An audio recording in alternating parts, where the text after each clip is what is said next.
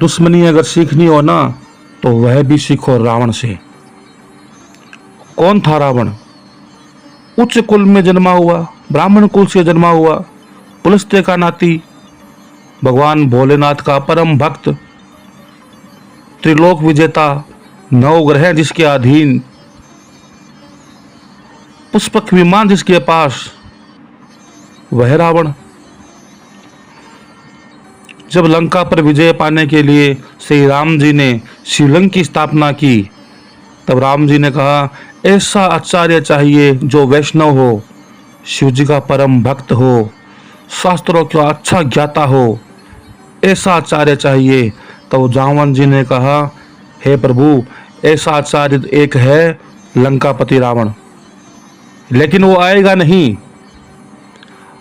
अब सोचो, जिस पर विजय पानी है वही, जिस पर विजय पाने के लिए यज्ञ कर रहे हैं, अनुष्ठान कर रहे हैं, वही आचार्य बनेकर आपके आए, कैसा लगेगा? राम ने कहा जामवन जी से कि आप जाकर के पता तो करो। जामवन जी गए। रावण को पता लग गया कि जामवन जी आने वाले हैं। उन्होंने अपने सैनिकों को आदेश दिया कि जब जामवन जी आए तो उनको रोकना मत, सीधा महल में लेकर के आना।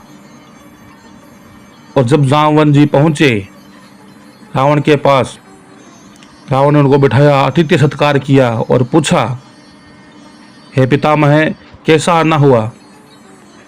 पुलस्त्य ऋषि के मित्र थे जामवन जी। रावण ने पूरा आदर सत्कार करके पूछा कैसे आना हुआ?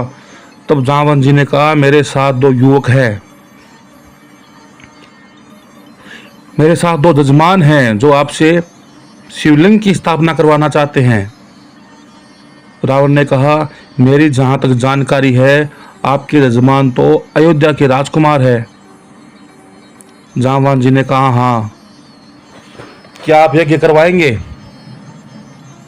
रावण ने कहा वो तो मैंने कौतूहल के लिए पूछ लिया था, लेकिन मैं ब्राह्मण हूं और मेरे द्वार पर आकर के यज्ञ का बोला है आपने, तो वो ब्राह्मण का धर्म ही नहीं कि वो मना कर दे। मैं यज्ञ करने जरूर आऊंगा। जामवन जी ने पूछा क्या समय है? तो 9 ग्रह तो रावण के पास कैद। झट से 9 ग्रहों को बुलाया, इसको इधर सेट किया, उसको इधर सेट किया, समय निकाल के दे दिया। क्या समय है? बोले ब्रह्म मुहूर्त, 5:30 बजे का मुहूर्त, मैं 5 बजे पहुंच जाऊंगा।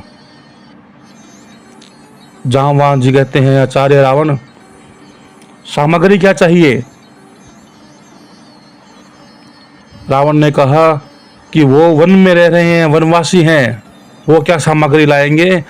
अगर यजमान के पास कोई सामग्री नहीं होती तो आचार्य का कर्म है, आचार्य का फर्ज है कि वो सामग्री लेकर के जाए। आप जाइए, मैं सामान लेकर के आ जाऊंगा।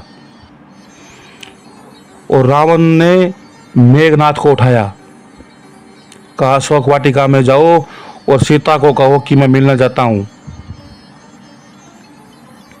कुछ देर बाद रावण वहां गया और जाकर के सीता माता से कहा कि आपके पति श्री राम लंका विजय के लिए भगवान भोलेनाथ का शिवलिंग की स्थापना कर रहे हैं, उनका आचार्य मैं हूं, मैं उनको यज्ञ करने के लिए जाऊंगा।